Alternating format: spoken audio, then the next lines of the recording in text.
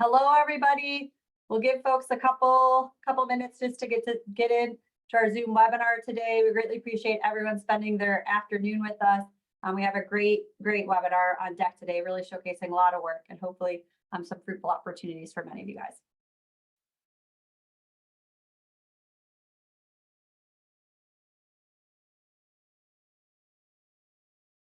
All right. Do you want to get started just being mindful of a full deck today? My name is Sheila Fleischecker.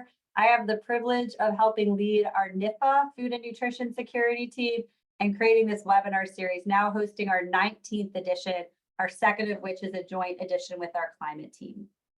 Before we get started today, I want to showcase on this slide our non-discrimination statement. We'll also have the link provided in the chat.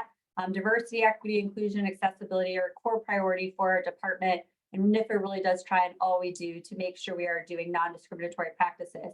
So please review the resources provided here and alert us if we have any ways we can make things better. Slide 3 lists a variety of housekeeping items. For those who've joined our webinar series before, that we really do love questions. Many of our team members on deck today, Danielle, Cassandra, Amber, and Shelly will be helping divert your questions to the Zoom QA. So please know we really do want to lift those questions up, but using the Zoom QA is most helpful for our moderator and our panelists to track the questions. So please use that. Do know that all our relevant links we will try to highlight in the chat box today, and then they are on our event page and will be part of our recording and the materials we provide after. So please keep us posted if you are looking for the recording or relevant materials, but do know we try to package that all on our webinar series page after, and we hope to get that all out to our registered attendees as well. I do want to highlight our future editions. For February, we're looking forward to celebrating Black History Month, and we'll be providing an overview of our new Ascend for Better Health initiative that's led by Southern University. And then in March, we want to celebrate National Nutrition Month, and we'll be focusing on a webinar with our Center for Nutrition Policy and Promotion colleagues and their work and our collaborative efforts to make My Plate a household name. And we welcome more suggestions for 2024 editions. So please don't be shy if you want to learn more about a particular program or a particular initiative that NIFA is doing. Please don't be shy to reach out to me and let me know some of your suggestions. We also welcome our grantees, so please don't be shy if you're ready and willing to highlight your work. We welcome that as well. As illustrated here, again, for background for the broader audience, part of this series is really part of our agency's effort to help with the Secretary's core priority of tackling food and nutrition insecurity. In the box, we'll be sharing a variety of links that highlight our relevant programs and efforts in this space. It's really exciting. It really is a cumulative effort of over 220 million investments in research, education, and innovation. And many of that you'll see. I took her there, and I think I was seeing this, or maybe I'm seeing somebody else. I can't remember who I told, but Matt, can we make sure everybody's on mute? Okay, thank you. For our actions on nutrition security, we very much are excited to be a critical agency in advancing this core priority, and really as it is a part of the historical White House conference and the national strategy released as part of that. For the next slide, we really do want to lift up our team. We have over 80 members across our agency that really do help us really maximize all of our equities to tackle food and nutrition security. And for the most part, I would like to be excited about our team and saying that we were at the forefront of really taking a whole of agency approach to tackling food and nutrition insecurity and really thinking through how we can kind of build up all of our equities as a team. And so we were awarded the NIFA Team Award last year, and also our mission area team award, research, education, economics mission area. And then this past year, our GusNet sub-team has won the team award. So we're really excited for the work we're doing, and really know a significant part of that is our partnerships with many of our listeners here today. I also want to highlight that our National 4-H team has been a regular team awardee, both at our agency level and our missionary area level, and has been tremendous colleagues with us on advancing food and nutrition security and the role youth play in that. For our next slide, I really do want to highlight, as you'll see today, and Kevin will elaborate further, that really a key part of our approach is this cross-priority approach. So you'll hear it from Kevin, you'll hear it from Suzanne, and you'll hear it from our director, Dr. Misra, that really this is how we're thinking about things and really how we're challenging our colleagues and stakeholders to think about things as well. So hopefully we'll get some food for thought about ways you can do that in the work ahead. And for the next slide, I do really want to highlight again that this is a joint webinar. It's our second in our series. That's the joint webinar with the climate team. Kevin, Dr. Caphart will give you more information on this team and all the wonderful and award-winning things this team is doing, but very much want to really emphasize it's a team effort, and we're lucky to have the collaborations across these priority teams that you'll hear a lot about today. Next slide. Here, and then in some slides, you'll see Dr. Caphart highlight, we have a lot of relevant resources in this area. Both my list and the list you'll see from Kevin today are really just big picture of what we think are relevant. We also have a nutrition and food systems topic page where you try to highlight the key relevant funding opportunities in this space. Hopefully, as you'll see today, we're going to be highlighting a lot of our national program leaders. We hope to just direct you to our program leaders in this space and hope you kind of navigate individually or collectively what might be the best fits for your work. So please know, again, our topic page is a great way to kind of navigate these various lists.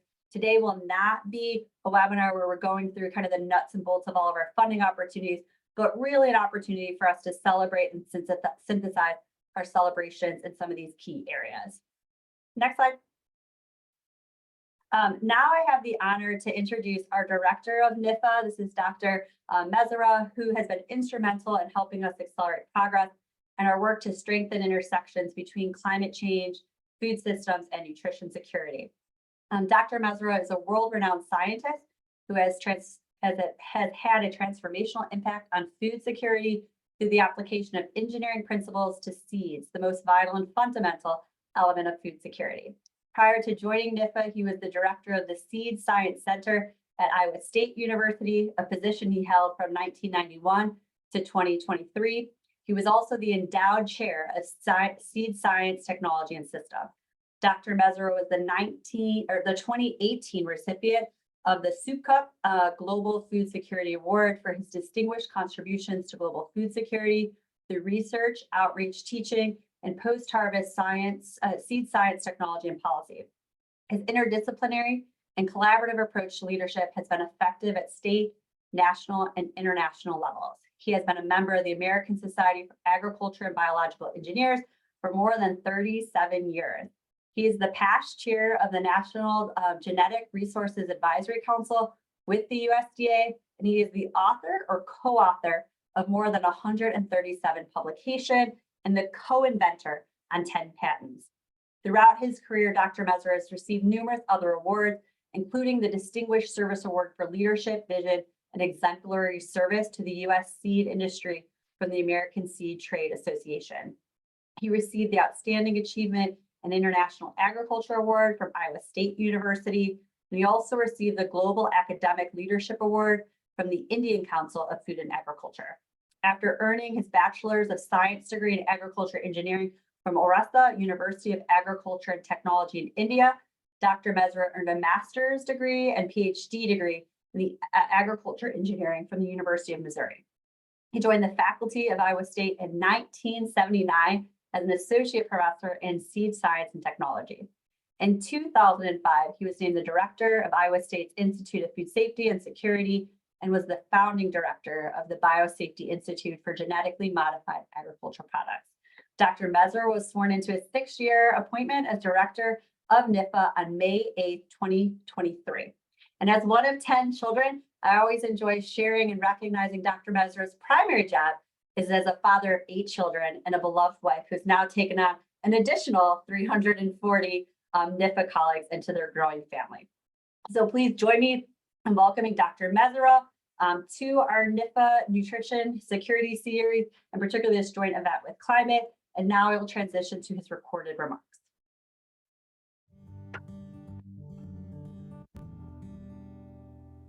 Thank you, Sheila, for that kind introduction and your leadership in helping us to better integrate climate change, food systems, and nutrition security.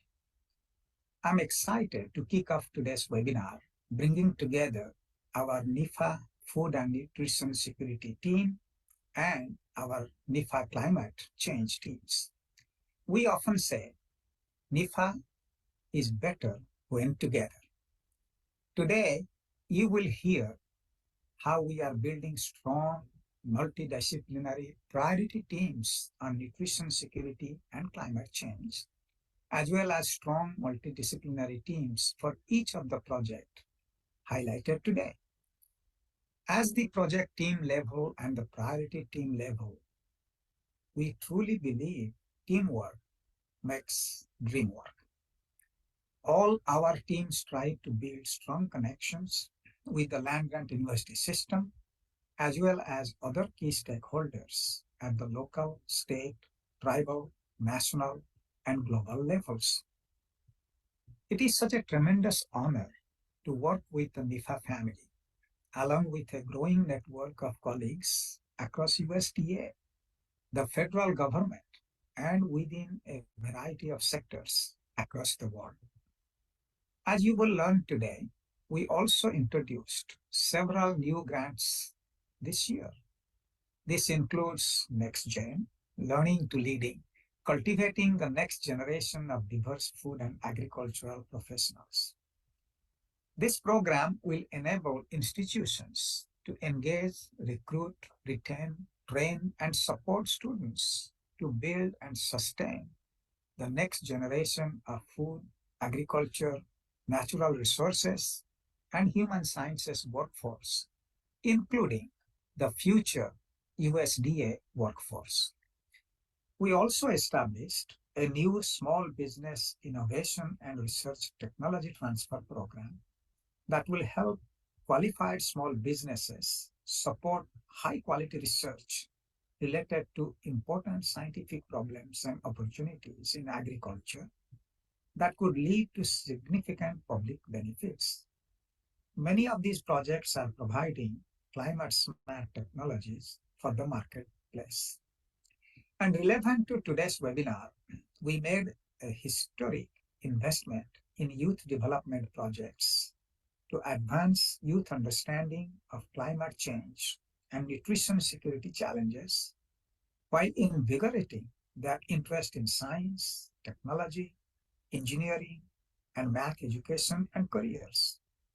The 39 million investment was made across 5 projects through NIFA's Youth Innovators Empowering Agriculture Across America, or YEA program for short, which is part of Act 3. Young people will lead the future of food and agriculture. Youth development programs like those we support through YEA provide tremendous opportunities for young people to build on their leadership strengths. We expect the YEA program to pave the way to a reimagined youth development outreach system that will prepare young people for careers in agriculture and food sciences and support youth programs like 4-H. This program will benefit young people across the nation for years to come. Later today, you will learn about other investments and activities we are making to foster our future change makers in environmental justice. Across our programs, NIFA has been highly focused on workforce development this year. We see our whole education and workforce development portfolio as foundational to our contribution to helping the land-grant university system educate and prepare the next generation of agricultural scientists, professionals, and leaders. Those programs begin with our support of Ag in the Classroom and 4-H and expand to our support of 1890 scholarships, multicultural scholarships, New Beginning for tribal students, and pre- and postdoc fellowships, as well as our support for community colleges and technical colleges. It takes all levels of education and training from K-12 to postgraduates, for us to develop this much needed, diverse, representative workforce for the future. One of the reasons this workforce preparation is so critical is the next generation of agricultural professionals are foundation for rural prosperity. Agriculture is the backbone of most rural economies, and agricultural research should be the driver of the rural economic engine. When we prepare the next generation of agricultural workforce, we are ensuring the future rural leaders. It takes a village to not only build the next generation of agricultural professionals, but to ensure all agricultural professionals are thriving across all career stages. And our flagship competitive grants program, AFRI, is a critical component to our ability to contribute to the success of agricultural professionals across all career stages. In closing, we have big and bold plans for our work ahead at NIFA. Today, you will learn more about our collaborative approaches to strengthening NIFA's contributions through our research, education, extension, and innovation investments to address climate change and tackle food and nutrition insecurity. Having worked more than 30 years on applying engineering principles to seed to make transformative change on addressing food security across the world, the convergence of these topics is near to my heart. I shall close with one of my favorite proverbs.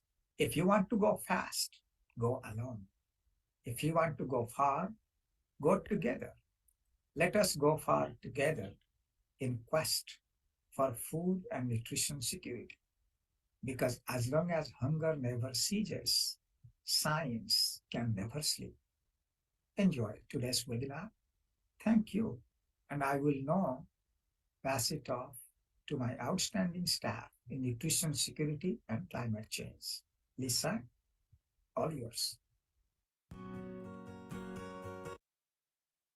Thank you. We're very excited to have Dr. Misra's leadership and really grateful for his support of our cross-priority team work here. And now I have the pleasure to pass it off to a dear colleague of ours, Dr. Kevin Caphart, who's been an outstanding contributor to this collective work.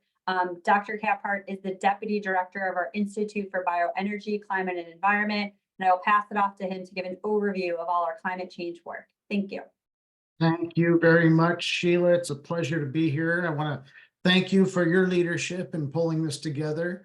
And it's just a real pleasure to join this collaborative effort between the nutrition security teams, our experts at NIFA, as well as our folks that are dealing with climate change issues. So I'm really looking forward to seeing how this webinar moves forward. So why don't we go to the next slide, please, and we'll get through this particular part of it.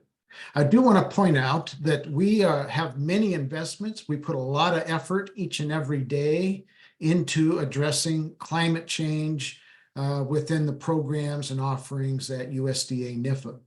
One reason for that, there's got to be a lot of reasons for it because of the importance of this wicked problem that we have to deal with. But another reason is it's just a very high administrative priority. So some of the things to point out to you in that regard, and maybe you can access some of these documents as well. There is a strategic plan for all of USDA that encompasses fiscal years 22 through 26. So we're in the midst of that. One of those strategic goals is to combat, not just address, but combat climate change to support our working lands and our agricultural production. Next slide, please.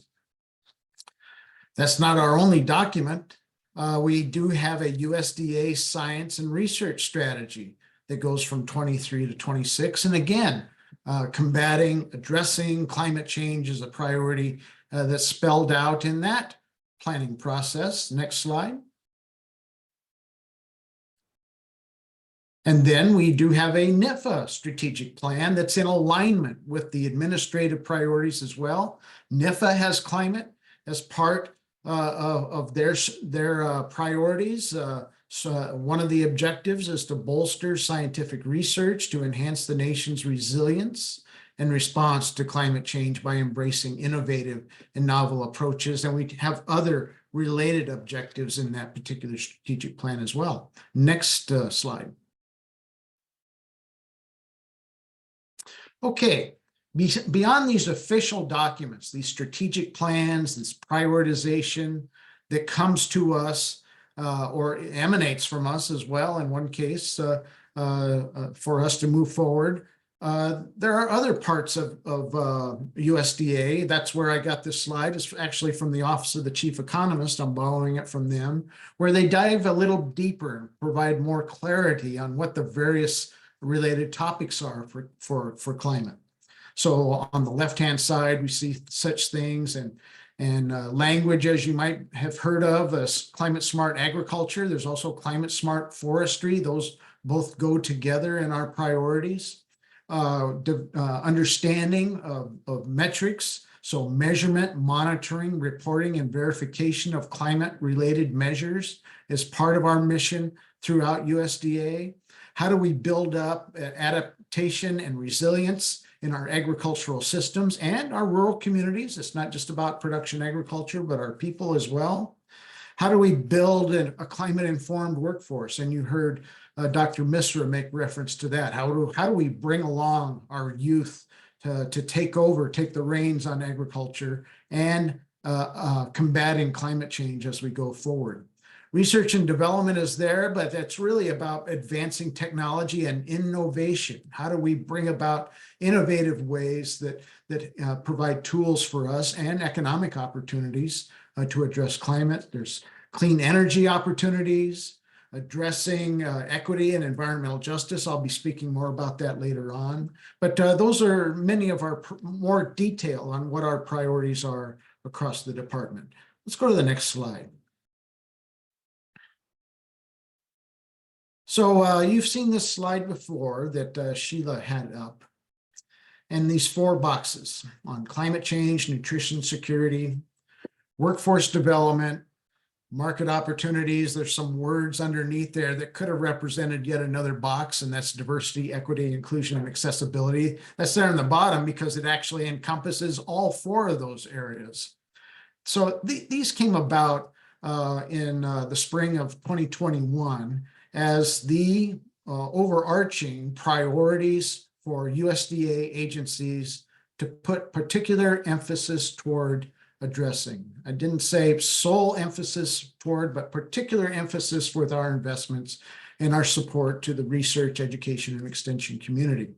So these are administrative priorities. What we did at NIFA to address these is we developed priority teams. We brought together people from across the agency, not just in one division or another, but to work together across our boundaries of our institutes and our divisions to work toward advancing how do we address these particular subject areas. So these are overarching, cross-functional, multidisciplinary types of efforts that we're moving forward. I wanted to call that out on the history behind how that organizational structure came together. Next slide. So on one of those, climate change, maybe you've seen this slide before from Sheila, but one of those priority teams is on climate. And actually, there's 63 names that are listed in this particular slide of people that are involved in not just the science agencies like Institute of Food Production and Sustainability or IBCE or Food Safety and Nutrition, but also in our administrative offices that we have, whether that be budget, whether that be in the director's office, so the Office of Communication. So it's a really wide involvement from across the agency to work on climate. And we have similar types of priority teams on the other topical areas as well. Next slide. Now, I think it's especially important, despite those 4 distinct discrete boxes that we had on subject areas. We all know that it's just not that easy. It's just not that straightforward, or they're not distinct areas. And that's why we're here today, actually. We know that issues of climate and climate change effects on agriculture and food that intersects with nutrition security, or the needs of nutrition security, should be informing what we do with climate. And similarly for economic recovery from the pandemic and other economic issues that might be out there. On the bottom of the slide, there's DEIA that's involved in all of that. So all of these topics, all of these wicked problems that we have, they interact with one another. And we need to bring our people across these boundaries and working together to be as effective as we possibly can. And that's why this webinar is being produced here today. Next slide.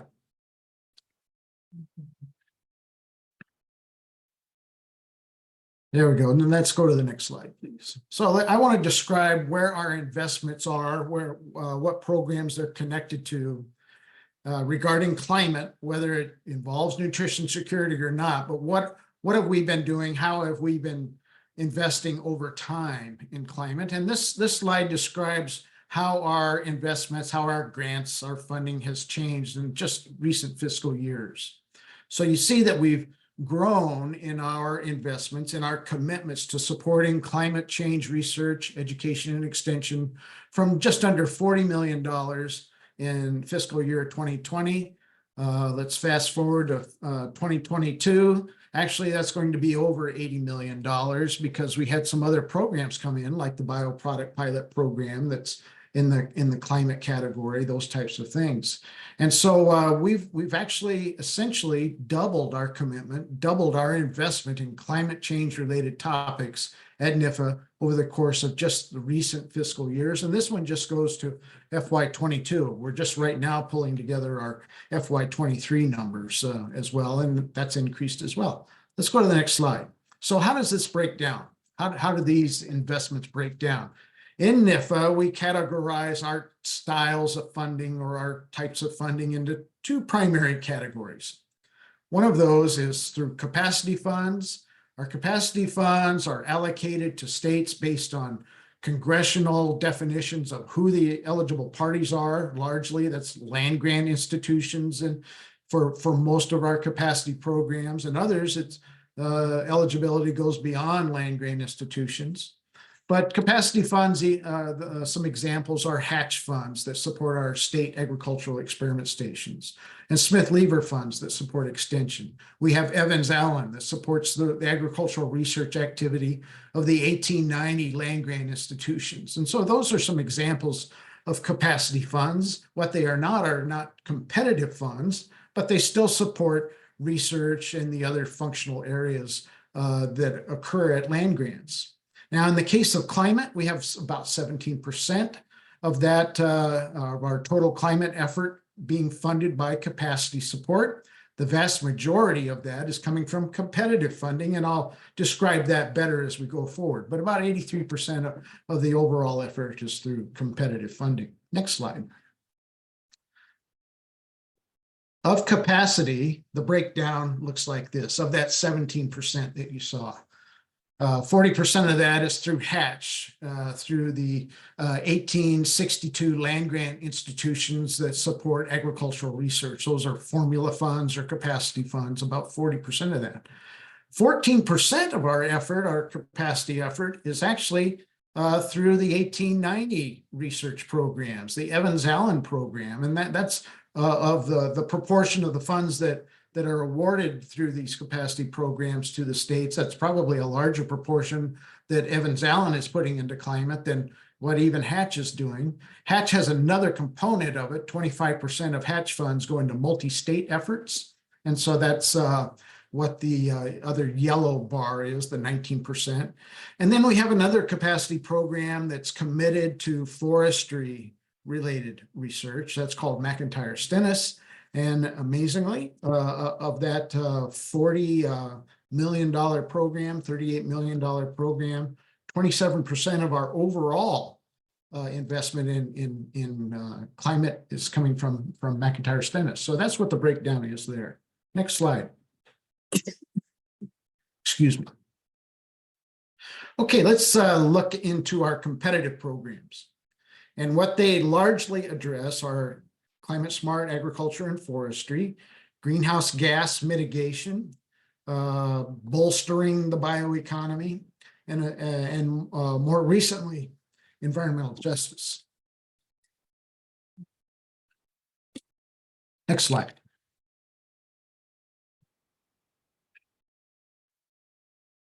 Okay, here's the menu, or here's the inventory, the vast inventory of AFRI foundational programs that are currently supporting climate-related research. And there are 6 priority areas in AFRI that you might be familiar with.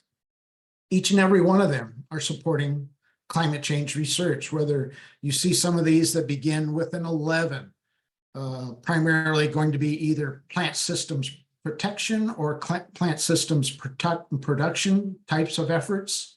So you have our agronomic, our crop research, plant pathology, entomology. Those areas are addressing climate change.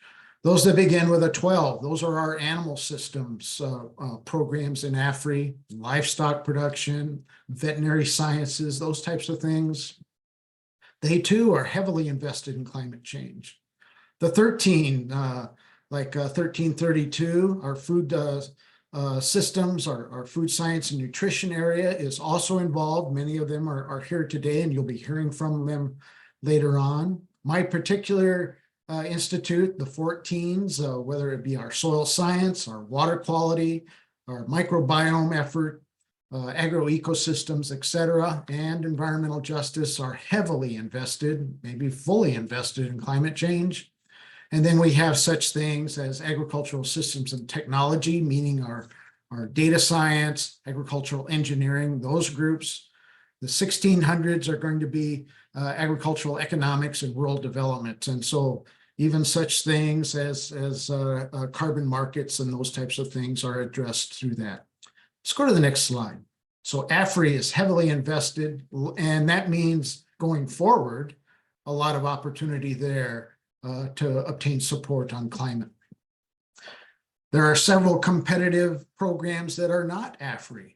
And here's that list or that inventory of programs that are invested. We won't go too deeply into this, but it spans also all of the institutes at NIFA.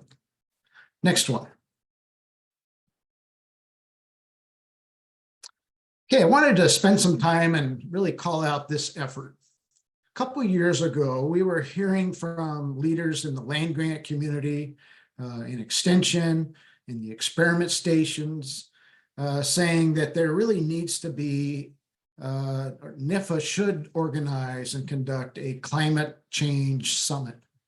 That evolved into different ideas to what ultimately became climate science roadmap.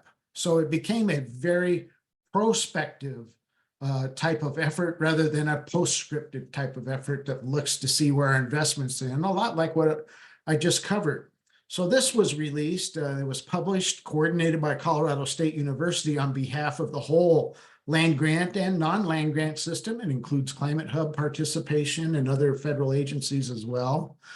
So if you haven't seen this document, I'd like you to invite you. You could even just Google up climate science or climate change roadmap, and you'll be able to find this PDF that's out there. And through a very broad participatory process called Horizon Scans, they identified these 7 themes that will be important to not just NIFA, but to all of the system, all land grants, land experiment stations, extension, on helping leaders make decisions on where our investments ought to be to try to move the needle on climate change. So those 7 issues are very broad, and you see them here, such as having a systems-based approach, enhancing participatory research and education, mitigation and adaptation through ecosystem management. So another systems approach to mitigation.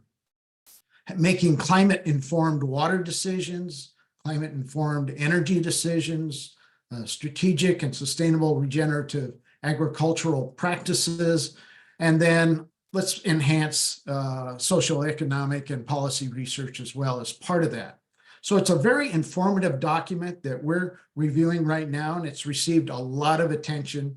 And actually, there's meetings coming up, especially in the extension community, on we've reviewed this. How do we use this as a tool and move forward? And that is not a roadmap for NIFA, but it's for the entire system, including non-NIFA USDA agencies. Next slide. So I'm very excited about that work, and I'm thankful for them. Some recent things that you've been hearing us make mention of environmental justice. That's involving 2 executive orders. One is Executive Order 14008, called Tackling the Climate Crisis, that called out, that defined and developed the Justice 40 initiative, which asks us as federal agency to identify covered programs that are related to benefiting disadvantaged communities. And the goal is for us to manage those programs so that 40% of the benefits that are derived from these activities and efforts are derived in disadvantaged communities. Next slide. So in NIFA, we've developed that across USDA. Actually, there's been 60 programs identified as J40 covered programs with the goals of combating climate change, fostering equitable and competitive marketplaces for producers, for all producers, and expanding economic opportunities for rural communities and tribal communities as well. Next slide. And the emphasis has been, as defined in the executive order, these covered priority areas: climate change, clean energy, clean transportation. Some of these align better with what NIFA does better than others, but this is an all of government initiative. It's not just USDA or NIFA, but all the other federal departments and agencies as well. The reason I want to really point that out is that in our emphasis of our programs under Justice 40, you don't see nutrition, security, or food in this, but we are including it in NIFA. We did some stakeholder input sessions as we were beginning our Justice 40 planning, and that's the most common thing that we heard from our stakeholders was yes, climate change or economic opportunities from clean energy development is important, but Kevin, what we really worry about from day to day is access to food and food security. So that will continue to be a priority for us in this as well. Next slide. So the other thing that recently was issued, another executive order, 14096, last April by the White House, is on environmental justice. And you can see a definition. I won't go through all of this language here, but it's another new priority for us. Now with Justice 40, we have 15 specific programs that are covered by the Justice 40 initiative. What's a big difference here with environmental justice is that it encompasses all of NIFA and what we do, and it makes it a priority for us. Now, we saw this coming, and we took some planning and some preemptive commitments to be positioned very well for environmental justice. Let's go to the next slide, please. And so what we did in that was we pulled together a task force of these folks. So these NIFA teammates to help us think through and implement not only environmental justice, but Justice 40. Next slide, please. And one of the first significant steps that we did, well, I'm just pointing out where our investments have been. It's not like this is new to us. We've had other investments that we've been making to address environmental justice, especially through capacity funds like Hatch and Evans Allen. AFRI's been a big player in these other programs that you see. Next slide. But one of the things that we did in addressing environmental justice was to create a new AFRI funding opportunity with the title Environmental Justice. In fact, we made our first award just last month to North Carolina A&T to work on on development of metrics and measures for the benefits that I mentioned in underserved communities. But we have these other considerations that we're also implementing, such as participatory science. That's called out in the EO. Measurements, so like data collection that are related in environmental justice. Improving accessibility, disaggregating environmental risk by race, national origin, income, etc. So a much deeper dive into the issue from a research perspective on environmental justice. Next slide. Let's just go for the sake of time to the next slide as well. So environmental justice for the second time is included in the current AFRI Foundational and Applied Science RFA. We've increased our commitment from $1 million to $3 million total. We anticipate making 3 awards. Here's the RFA reference for you. There's an application deadline of September 12th for those applications, but we're excited to be continuing our effort and to learn about environmental justice. And one of the things I want to point out with the new funding opportunity, this particular one, it includes food and nutrition security and youth voice. As I've been talking about this in other federal agencies, there's just a lot of interest and pleasure that we're actually including youth voices as part of that overall effort. Next slide. So with that, I want to thank you again for this opportunity.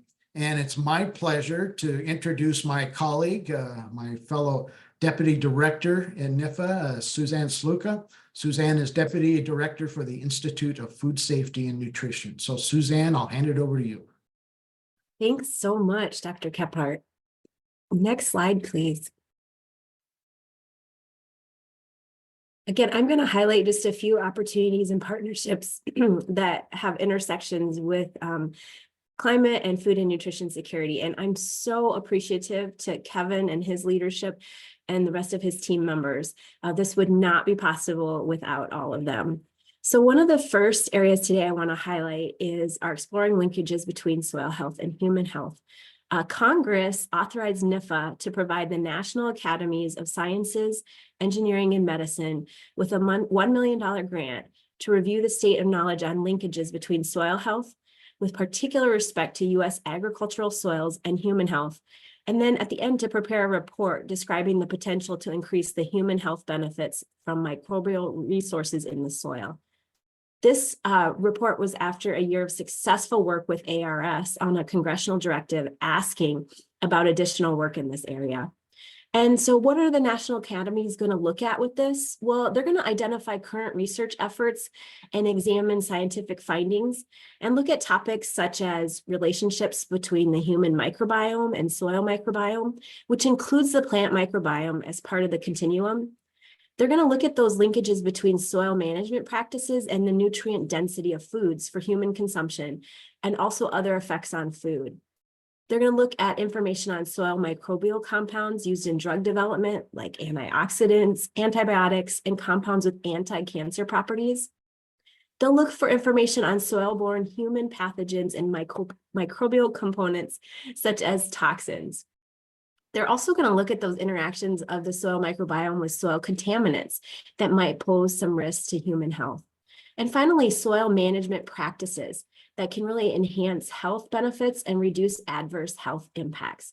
So we're really excited to see the committee's report and see what kind of key findings and knowledge gaps that they'll identify, the direction that they'll identify promising research, and the recommendations that they'll offer for enhancing the human health benefits of the soil microbiome. Next slide.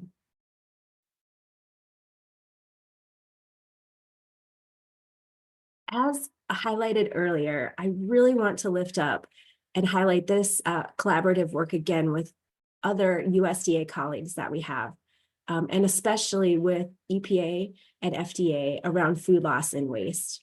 As explained earlier, the USDA NIFA is a major partner with our Office of the Chief Economist, where Dr. Jean Busby, a colleague, is the USDA Food Loss and Waste Liaison. And so this work that you see here on the screen is really a partnership that has been ongoing. And it's been a formal agreement to come together between our agencies to reduce food loss and waste. And it was actually signed back in October 2018.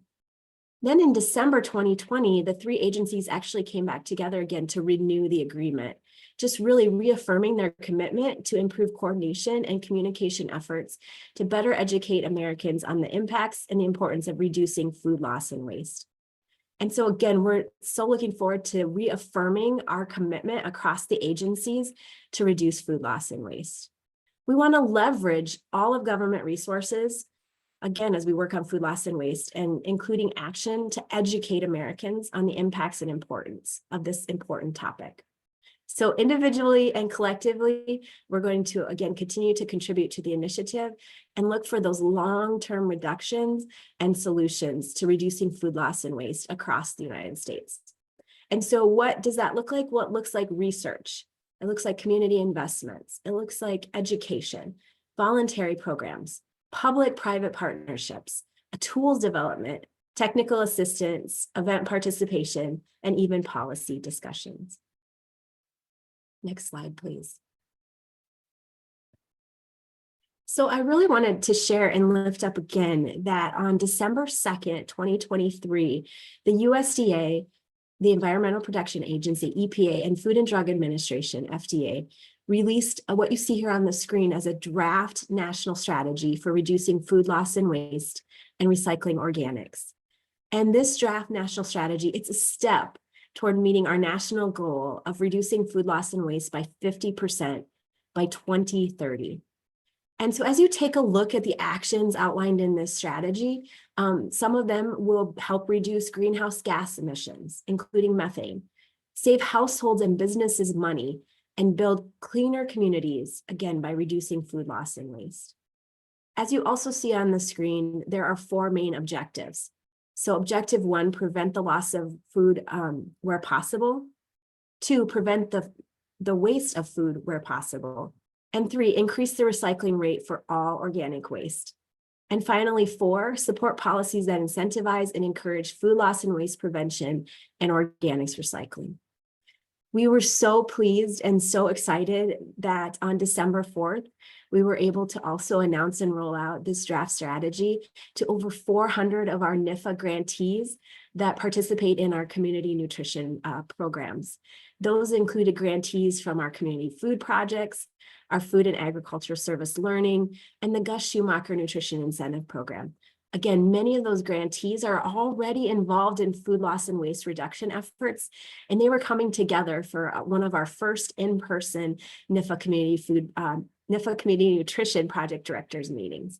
And so we were so excited to lift up, reinforce, and continue to support their work in this area. So what do I leave you with on this slide? I leave you with, we need your insight. The public comment period is still open. We've actually extended it until February 3rd. So please go to the links and take a look at the draft strategy and provide your comments, because we can't do this without each and every one of you. And we need consumers, community groups, businesses, retail grocers, farmers, just everyone to please step up. We again want to hear from you on this aspect. Next slide. Finally, one final activity that I want to draw your attention to today is that NIFA actually put out a call for a Center for Research, Behavioral Economics, and Extension on Food Loss and Waste. And while the opportunity is now closed and the deadline has passed, we are expecting to make an announcement in early 2024 on who will be awarded and will be running this center. And what we're so excited about from this center is that the center must examine and support research and extension efforts that address 2 or more, they got to pick, non-exhaustive food loss and waste issues. So again, some of those food loss and waste issues that I lifted up in the other slides, that is what you will see coming forth from this center. But again, as you see on the slide here, the last bullet point, the center must develop a national extension food loss and waste strategy that's in alignment with those other national food loss waste strategies, like I mentioned above. And the center must engage with minority serving institutions and or historically underserved communities to develop their management and outreach plan. Because again, like we said, we need all voices present and at the table. And finally, they must engage a youth voice as well. And as Dr. Kephart mentioned, we're trying in many different avenues to ensure that we really raise up and look to including youth voice in a lot of our initiatives. So we're really excited and we look forward to the fruits of this new center. So next slide, please. Now it's my absolute pleasure to pass it off to 4 national program leaders from across NIFA who will introduce themselves and talk more about the cross-cutting opportunities between climate and nutrition security. Thank you.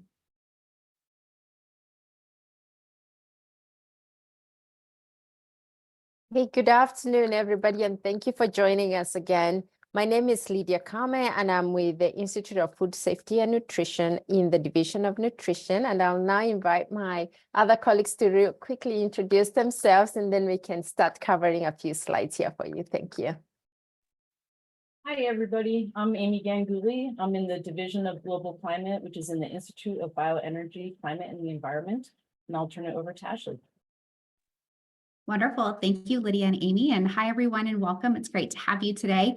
My name is Ashley Mueller, and I'm a National Program Leader in the Division of Family and Consumer Sciences in the Institute of Youth, Family, and Community. I'd also like to take a quick moment to introduce our National Program Leader colleague, Dr. Vicki Finkenstadt. Vicki is unable to join us today, but you will hear about one of her programs and impact slides here shortly from Dr. Kephart. Back to you, Lydia. Thank you, Ashley. So can we get the next slide, please? Thank you. So I wanted us to just start off by sharing the approach that NIFA is using to prioritize nutrition security and climate change from a program's perspective. So we recognize that climate change is characterized by features such as increased temperature, drought, rainfall variability, extreme weather, and ocean acidification, the effects of which, coupled with the population growth, have tremendous implication on food systems and is driving a climate-induced food crisis. Effects of climate-driven food crisis may also result in increased micronutrient deficiencies and dietary-related diseases. In addition, the volatile weather patterns jeopardize the way in which people in communities produce food, store food, and distribute food. What this means is that climate change threatens the pillars of food systems, including rise in food cost, scarcity, price disruptions, harvest disruptions, and fish immigrations or migration. So we are addressing these interrelated challenges in the that NIFA has. We're using the NIFA Food and Nutrition Security Team and the NIFA Climate Priority Team. These teams are prioritizing more robust transdisciplinary research, education, and extension efforts to help foster intentional cross-cutting work. Today, you will hear about accomplishments specific to some key NIFA programs established to foster stronger intersections between climate, food systems, and nutrition security. And these programs have contributed a strong intersection work and between these areas of climate, food, and nutrition security. So I'll talk about them in the next slide. Next slide, please. Thank you. I'll start by highlighting a few of the nutrition security priority area accomplishments here. Starting to my left side, you will see a list of programs. And so I'll talk about each of these programs, and then we'll talk about how we are doing this how these accomplishments have come to be. So the Sustainable Agriculture Systems priority area promotes sustainable supply of abundant, affordable, safe, nutritious, and accessible food and other agricultural products, while enhancing economic opportunities and improving long-term health and well-being of our Americans.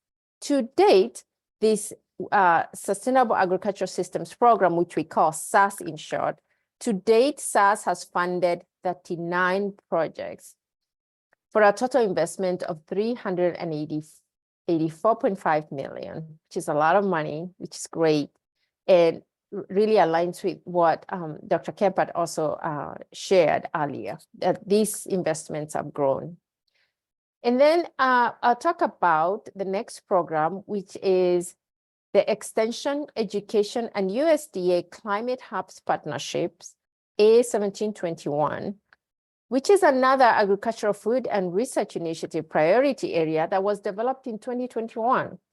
And this program responds to effects of climate change and advances science projects that mitigate the impacts of climate change and its tremendous implications on food systems. This program has funded 14 projects and invested an investment of $19.6 million. The next program that I will highlight is the Rapid Response Extreme Weather Program. And this program has funded 21 projects, investing $5.8 million. Noting that those two last programs I talk about are new programs to NIFA. Now, let me share with you how we did it. How did we pivot to really intentionally work on these cross-cutting areas? Number one, we used existing priority areas and made edits to promote nutrition security and climate change intersection work in the application, in the RFAs, the request for application. And of course, that is also in consideration with listening sessions that we've also had at NIFA. The second thing that we did was establishing these new priority areas that were created to advance partnerships between the USDA climate hubs and support the rapid response to extreme weather. And finally, just to highlight the investments that have been made through these programs specifically, these actions have led to $410 million in awards to support 74 projects. Now, to dive a little deeper, I will invite Dr. Amy Gaguli to talk about these programs as well as Ashley in the next slide. Excellent. Thank you so much, Lydia. So the Sustainable Agricultural Systems Program has the largest individual award size. And so our awards for that program can be up to $10 million for a period of up to 5 years. In this program, we seek truly visionary work that utilizes transdisciplinary and systems level approaches. When we're referring to transdisciplinary approaches, we're looking for the intentional integration of knowledge from different scientific disciplines with relevant stakeholders and community members to address societal challenges. We see that the development of transdisciplinary approaches engages these diverse teams from the onset of project conceptualization. Systems approaches recognize that the pressing agricultural issues that we face are inherently complex, with numerous interacting parts. These approaches address this complexity rather than just one specific part in isolation. Another signature element of this program is a requirement that these projects fully integrate research, extension, and education approaches. In this program, we seek proposals that address food and nutrition security, ways to strengthen the bioeconomy, and climate smart ag and forestry, or some combination of these goals. So let's take a moment to highlight a project that's a great example of the intersectional work that you've been hearing about in this webinar. Next slide, please. Last year, we could advance this slide, perfect. So last year, we had the opportunity to fund a $10 million project from Michigan State University, which was in collaboration with numerous institutions, that is addressing critical vulnerabilities in agri-food systems because of shocks. And the shocks that they're addressing include COVID-19, climate change, and foodborne pathogens. This project will fill critical knowledge gaps in our understanding of how to build more resilient local and regional food systems. And it will also empower stakeholders, especially disadvantaged and vulnerable communities. As you heard, that's a big priority area for us, to mitigate and adapt to multiple shocks. And also, this project will develop a new and diverse workforce that supports agri-food resilience. Ultimately, this project will lead to more resilient and sustainable agri-food systems and improve food and nutritional security, prosperity, and well-being, predominantly in the Midwest and also beyond.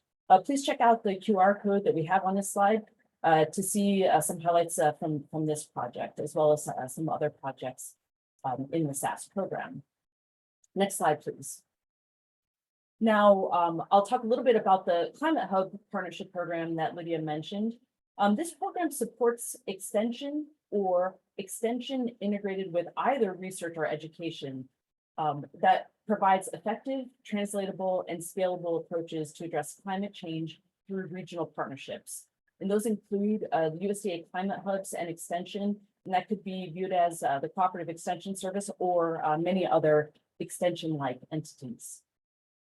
In this program, the intersectional work focuses on climate-smart food systems, including the effects of climate on nutritional security and components of nutrient density, food safety, and food waste.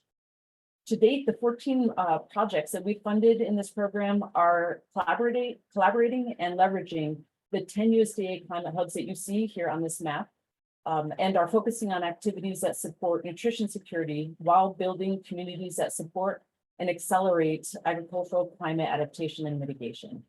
They're also prioritizing Native communities and beginning or small landholders, small and mid-sized producers, and other stakeholders from traditionally underserved groups.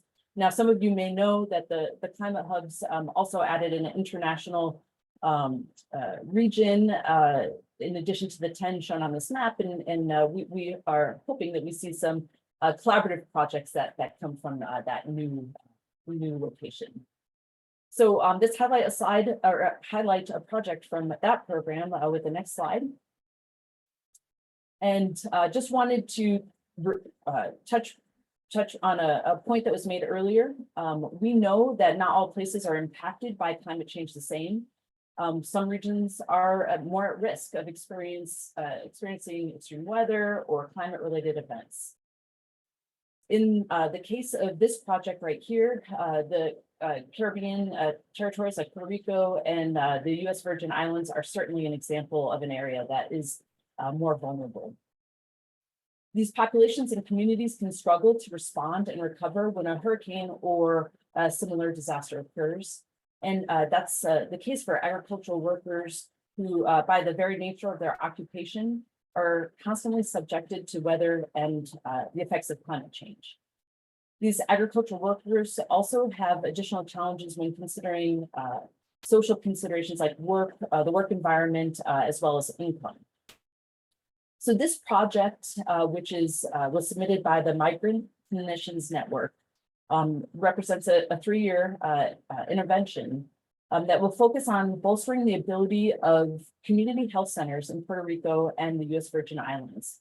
And they will facilitate the dissemination of information, resources, and services, build capacity to increase farming communities' ability to adapt to climate change, and improve health outcomes. And this project is collaborating with the Caribbean Climate Hub and is using the highly effective participatory community mobilization process. Again, I encourage you to check out the QR code here to learn more about this project. And now I'll turn it over to Dr. Mueller, who will share some information about the Rapid Response Program. Wonderful. Thank you, Dr. Ganguly. Appreciate that tee up there. Really proud to be able to get to work with Amy, as well as national program leaders, Amr Fayed and Michelle Colby, as well as an amazing team on this very unique program to NIFA. So I'm going to share some information about our rapid response to extreme weather events across food and agricultural systems program priority area, what we often refer to just easily as rapid response. So you should know that this is a very unique program to NIFA because we are the only program that accepts applications on a continuous basis. So we really relied on stakeholder feedback over the past couple of years about opportunities that the agency could leverage when we are talking about the impacts of disasters and extreme weather on food and agricultural systems. And so this program was born. So we're proud to be now in the third fiscal year to offer this. And our focus here is on critical and urgent solutions in response to an extreme weather event or a disaster. So of course, right, rapid response, really leaning into the name. I also think what's very unique about this program is that proposals to this program and those awarded projects need to be able to focus on short-term deliverables, right? We can't call this a rapid response program and not actually be rapidly responding to an incident at hand. And so it's very exciting to see these awarded projects really hit the ground running because they've designed really thoughtful, innovative projects that allow them to just get a jump start and really work to meet community needs right away. Also, because this is focused on extreme weather and disasters, the geographic scope of these projects that are submitted to this program really matter because we're talking about local impacts and local solutions that can be adopted by those end users or those stakeholders. So those project teams working in step to really address those needs and get information out to the people who need it the most.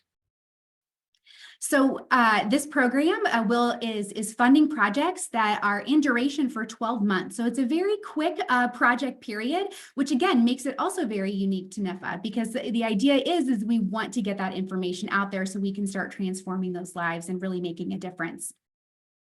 We accept applications to this program in 3 of the emphasis areas. And so applications must address 1 or more of those that you see on the right hand of your screen.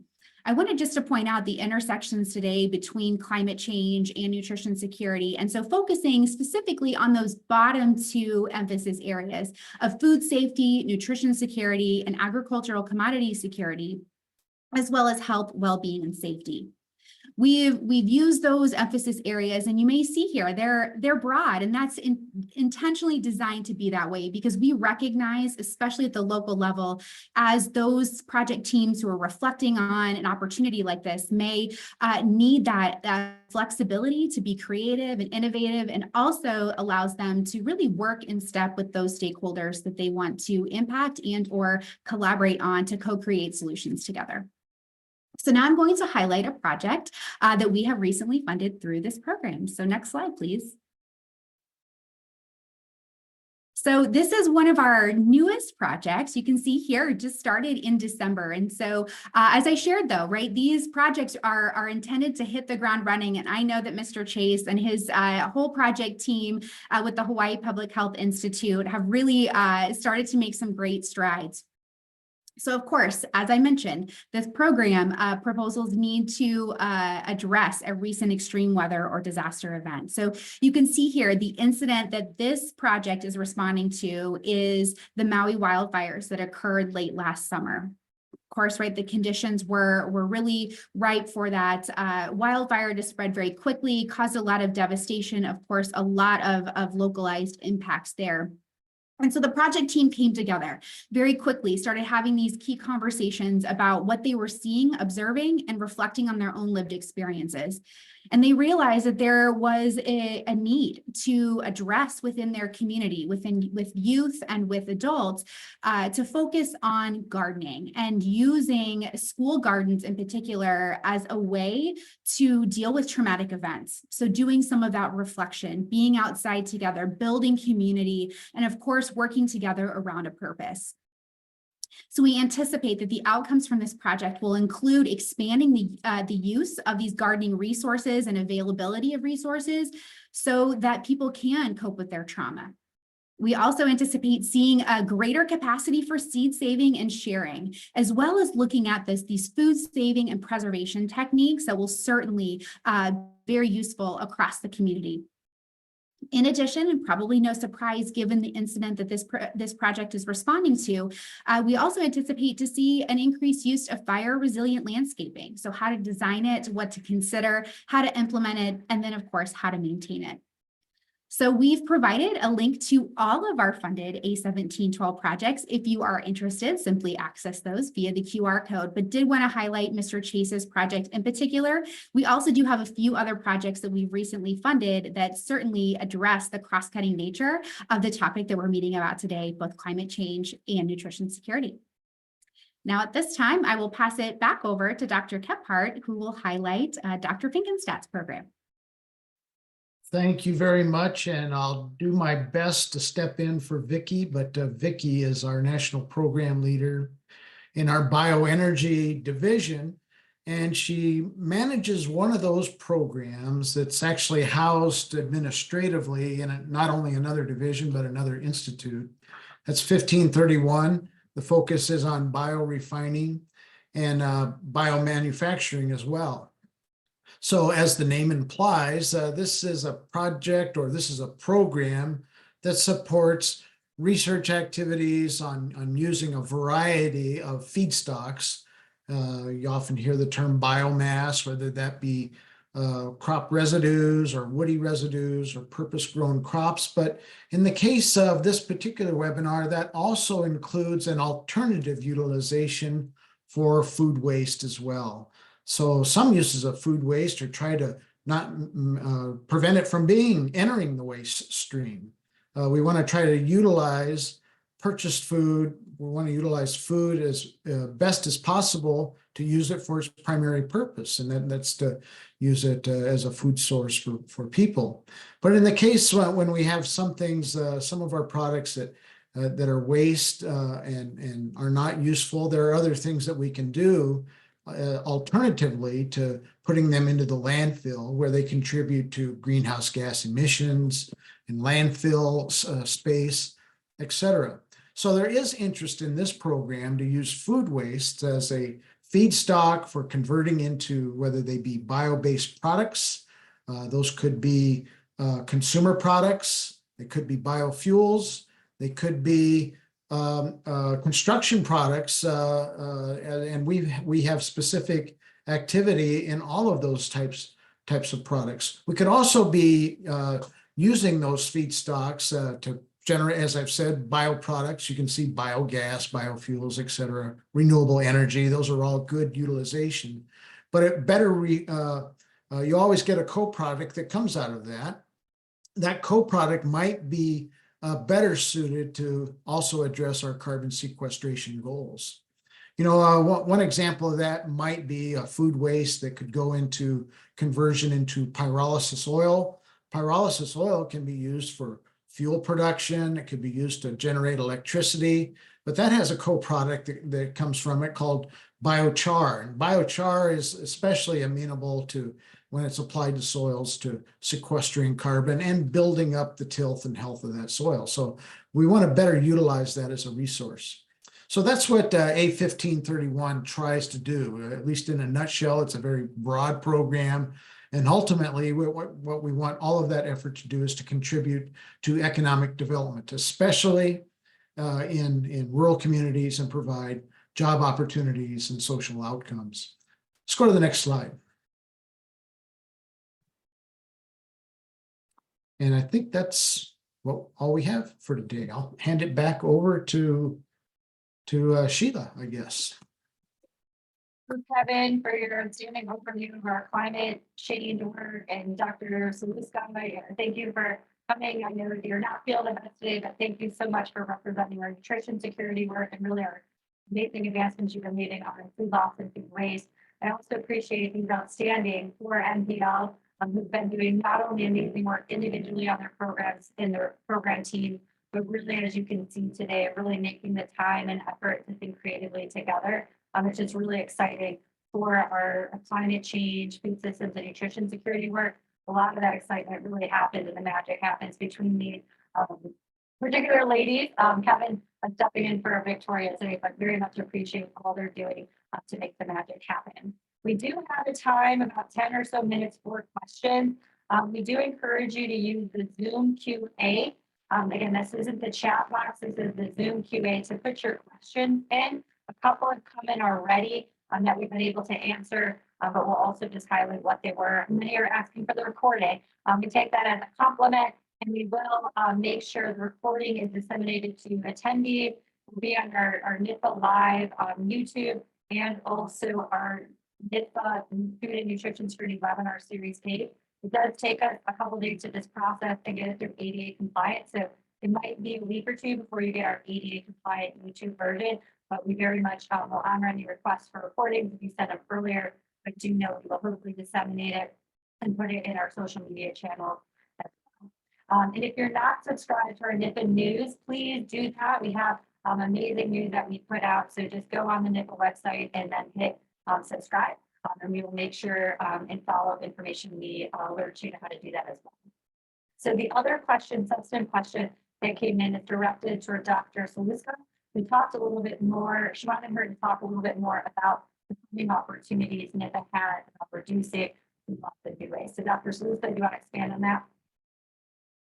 Sure, I'm happy to. So many of the programs that you've heard about today have a food loss and waste component. And so it's just what you're looking to work on, that varies, it's just depending on your goals and your outcomes. So I guess take a look at many of those programs that we already highlighted. I think it was shared our topic page and we can reshare that again, but we do have a topic page on food loss and waste. But what I really want to lift up is reach out to these individuals that you see here on the screen, have a chat with them, talk to them. They'll be able to really help you hone in on which program might be the best for you. But honestly, as you saw throughout this process, there's so many NIFA programs that actually have that component. So sorry for not lifting up a particular one. We just have so many unique opportunities.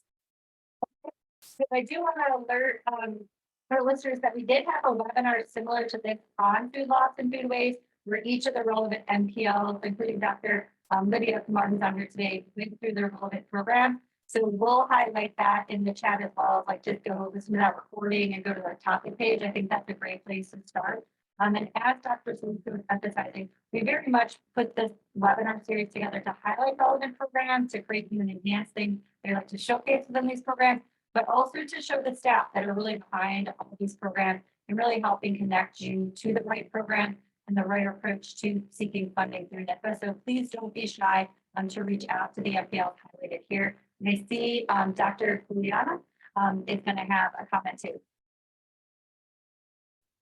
Hi, so in the vein of not highlighting a specific program, I have two things I wanted to mention to people. And the first, we'll send out a link here.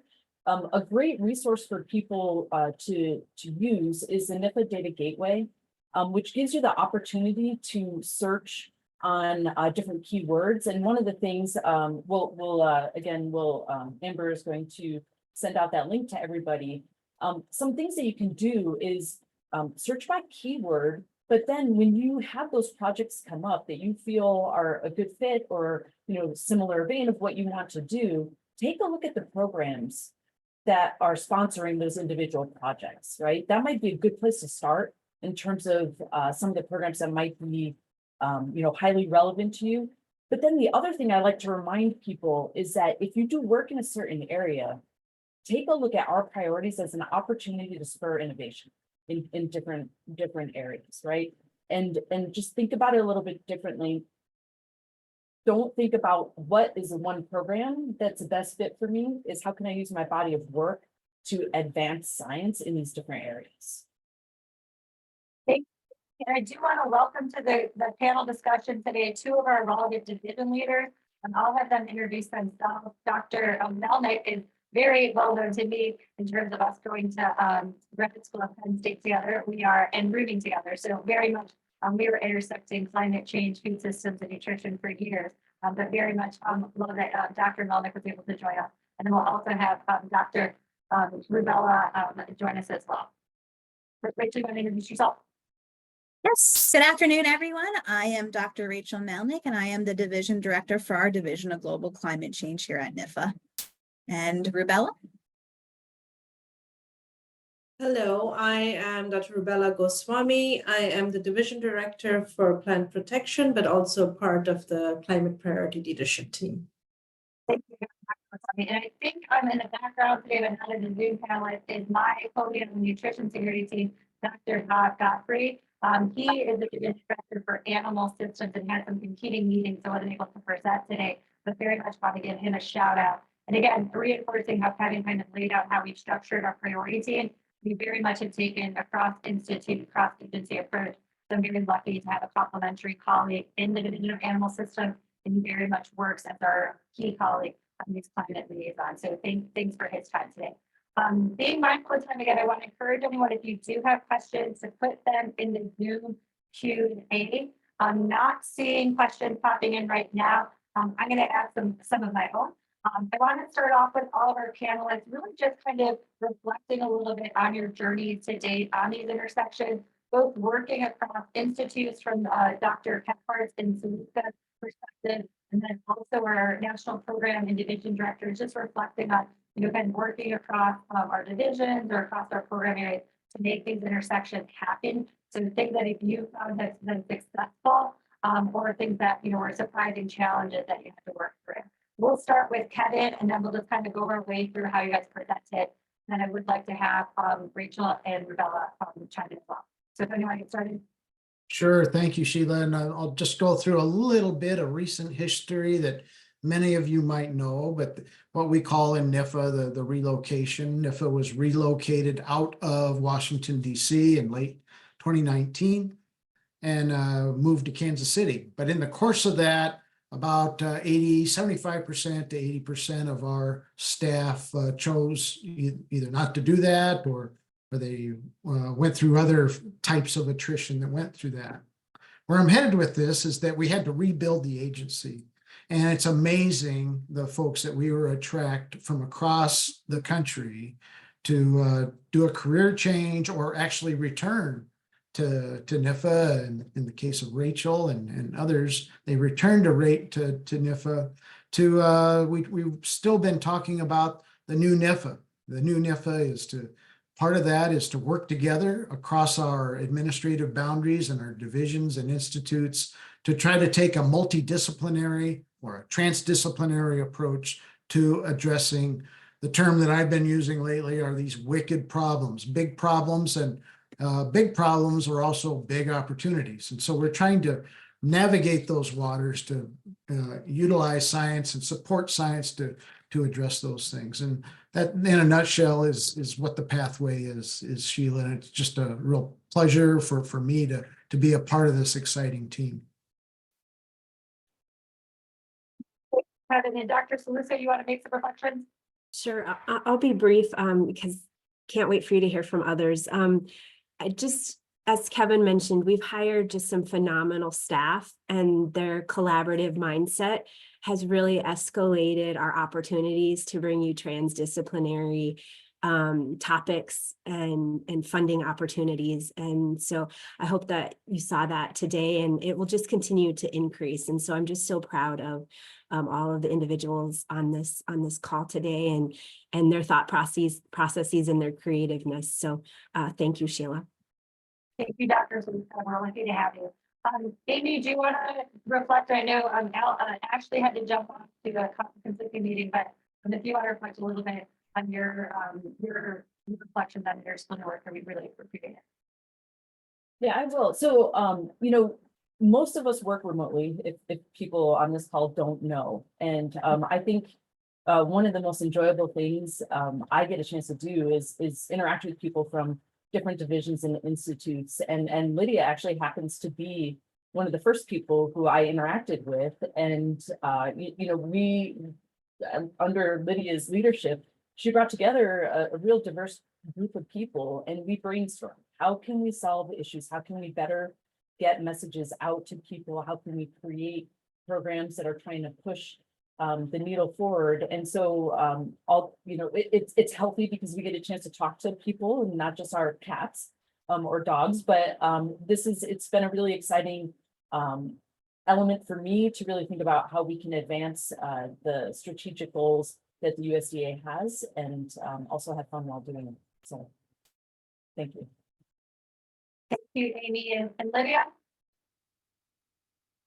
Well, I don't know what to add to all this great stuff that everybody has said already, but I will say that to me, one of the things that brings a lot of energy to the work is the fact that we come at these problems, the wicked problems, as Kevin says, from very different understandings of them. In community, people don't think about topics. In community, they just have problems and they need solutions. And so having these interdisciplinary work teams really helps us think creatively and innovatively. While we are writing these RFAs, like what is missing? What is missing to complete the picture and close the gap so that those applying for these RFAs through the different programs that we are trying to help them apply through can see themselves in these RFAs, that they can see that we are trying to offer them a solution. So it's been exciting. I have to say it's been exciting, and the leadership of our institute directors and our division directors has been just phenomenal. Thank you. Then good transition to our division directors, Rubella, and then Rachel, would you like to add in? So I would say for me, I was one of those that Kevin was also mentioning coming back to NIFA. I think the biggest thing for me was this open collaborative atmosphere that we work in. We promote transdisciplinary approaches, in fact, systems approaches, and we work that way. I would say, I mean, be it cross-cutting programs that we have, or, you know, these large SaaS projects that bring everybody together, we look at it as a problem, like Lydia was saying, and then see who we can reach out to. And I think what I enjoy most in my position is being able to get this diverse input. My background is in plant protection, but yesterday I was speaking with the department chairs of bioengineering, and you get a whole different set of flavor and different thought processes. And I mean, the way NIFA functions, either we have programs, we have priority teams that bring people together from all across the agency. And if I'm looking for an expert, no matter in what field, they're just a team's call away. So that is the sort of environment we work with. And I think that's one of the core things that does make NIFA successful, whether new NIFA, old NIFA, virtual or in person. And we do really enjoy speaking with our stakeholders and getting feedback from you. So as Amy said, our information is out there in the data gateway for all of you to look at. And that if there are any questions, the best way to find an answer or to see if it's a fit is reach out to the NPL or any one of us. That's the other thing, is sometimes you are talking to people in a different discipline.